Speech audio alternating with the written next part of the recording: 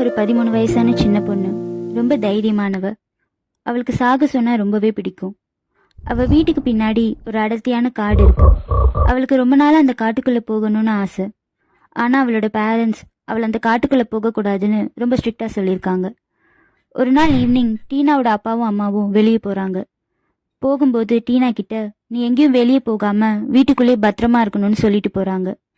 இதுதான் அந்த காட்டுக்குள்ள போக நல்ல சான்ஸ்னு நினைச்ச டீனா ஒரு சின்ன பேக்ல தனக்கு தேவையான பொருட்களை எடுத்து வச்சுட்டு கிளம்புறா. அவளோட ரொம்ப நாள் ஆசை இது. அதனால ரொம்ப சந்தோஷமா அந்த காட்டுக்குள்ள நுழையிறா. அவ கொஞ்ச தூரம் நடந்து போய்கிட்டே இருக்கும்போது கீழே ஒரு கல்லை பாக்குறா. அது ரொம்ப ஷைனிங்கா அழகா இருந்தது. அதை அவ பார்த்துக்கிட்டே இருக்கும்போது ஏதோ ஒரு சத்தம் கேக்குது. அவ என்னன்னு திரும்பி பாக்குறா. அங்க ஒன்னும் இல்ல. திரும்பவும் நடக்க ஆரம்பிக்கிறா. இப்ப அவ நடு காட்டுல இருக்கா. அவளை யாரோ ஃபாலோ பண்ற மாதிரி அவளுக்கு தோணுது. அவ திரும்பி பார்க்கும்போது திடீர்னு ஒரு பெரிய மான்ஸ்டர் வெளியே வருது. அது அவளை அட்டாக் பண்ண பாக்குது.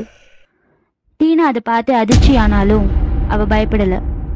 ஏன்னா அவ கையில ஒரு டார்ச் லைட் இருந்தது. மான்ஸ்டர்ஸ்க்கு வெளிச்சம்னா சுத்தமா பிடிக்காது. அதனால டீனா அதோட முகத்துல லைட் அடிச்சா. உடனே அந்த மான்ஸ்டர் வெளிச்சம் தாங்க முடியாம கத்திக்கிட்டே பின்னாடி நடந்தது. அங்கிருந்து தப்பிக்க டீனா ஓட ஆரம்பிச்சா. மான்ஸ்டரும் அவளை துரத்திக்கிட்டே போச்சு.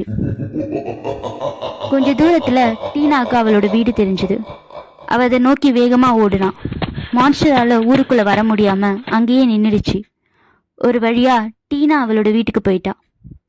திரும்பி அவ அந்த காட்டை பார்க்கும்போது இனி எப்பவும் அந்த காட்டுக்குள்ள போக கூடாதுன்னு அவ நினைச்சா.